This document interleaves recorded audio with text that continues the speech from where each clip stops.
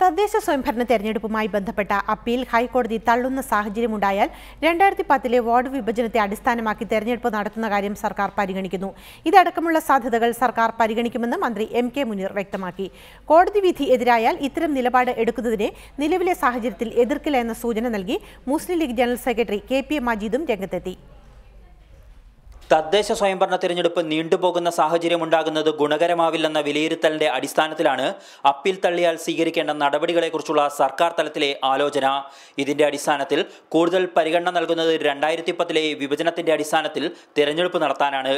ഇതടക്കമുള്ള സാധ്യതകൾ സർക്കാരിന്റെ പരിഗണനയിലുണ്ടെന്നും വിധി വന്നാലുടൻ അന്തിമ തീരുമാനമുണ്ടാകുമെന്നും മന്ത്രി എം കെ മുനീർ വിശദീകരിച്ചു. ചിലപ്പോൾ 2010 ഇത് തന്നെ വെച്ചിട്ട് മുന്നോട്ട് പോകണമെന്ന് ആലോചിക്കേണ്ടി വരും. അതല്ല പിന്നെ കിട്ടുന്നിടത്തോളം വെച്ചിട്ട് നടത്തുക, ബാക്കിയുള്ളത് പിന്നെ മാറ്റിവെക്കാൻ പറ്റുമെന്നുള്ളത് കോടതിയോട് ചോദിക്കുക പറ്റുമെന്നുള്ള.